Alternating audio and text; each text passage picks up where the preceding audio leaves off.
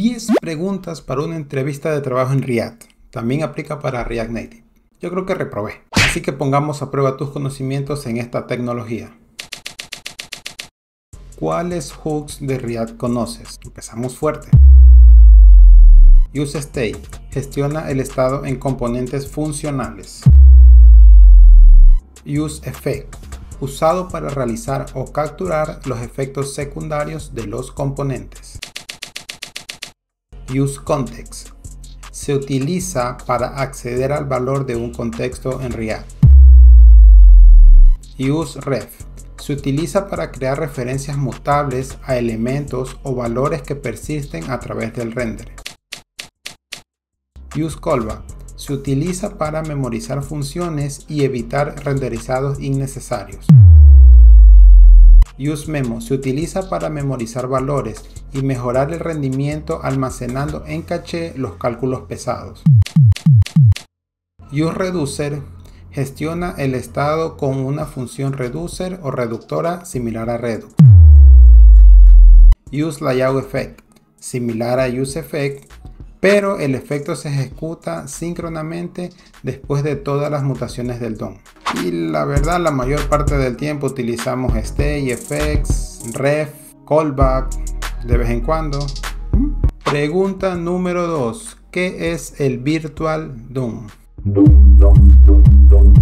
Es un concepto en React que es una representación virtual del DOM actual. Este es almacenado en memoria.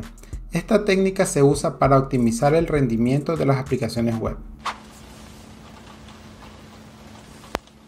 Pregunta número 3. ¿Qué podemos usar para pintar un array de elementos? Ahí te quiero ver.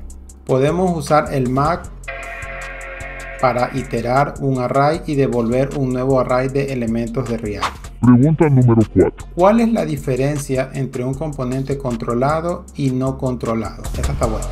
Los controlados son componentes donde su estado es controlado por React. Controlado. Es decir, podemos enviarle el valor por medio de props y también llamará a una función callback cuando el valor cambia. Entonces, esto significa que el componente no almacena su estado interno, sino que el padre lo controlaría. Los no controlados, por el contrario, manejan su propio estado, almacenando su estado independientemente y el padre tiene menos control sobre su estado. Pregunta número 5. ¿Cuál es la diferencia entre componentes basados en clases y en funciones? La principal diferencia es cómo se define la sintaxis que usan. Componentes basados en clases usan un método render que retorna el JSX, es decir, la salida del componente. También tiene acceso a los métodos del ciclo de vida del componente y el estado se maneja con this.state y this.setState. ¿Les suena? Viejito, ¿verdad? Por otro lado, los componentes funcionales son definidos como una simple función de JavaScript y retornan el JSX directamente. Tampoco tienen acceso a los métodos del ciclo de vida del componente, pero tienen características como el context y los effects. En conclusión, estos son más sencillos. Y recordemos que estos son más nuevos. A ver, veamos esta. Pregunta número 6. ¿Qué son los procs en React? Es data que es enviada a los componentes desde los padres y son solo lectura, es decir, no pueden ser cambiados. ¿Qué es un State Manager? Son herramientas o librerías que nos ayudan a administrar el estado de una aplicación. Nos proveen un almacenamiento centralizado y organizado de nuestra data y puede ser accedido por diferentes componentes de nuestra aplicación. Los más comunes son React Context, Redux o MobX. Pregunta número 8. ¿En qué casos puedes usar Local State y cuándo un Global State? Local State es recomendado cuando es uso interno del componente y no se planea pasar a otro componente. Para Global State lo usaríamos cuando empezamos a tener varios componentes anidados con data enviada a través de ellos. En esos casos sería mejor un Global State. ¿Qué es JSX? Por default, la sintaxis para crear elementos en React es la siguiente. Lo que nosotros vemos o programamos luego es esto.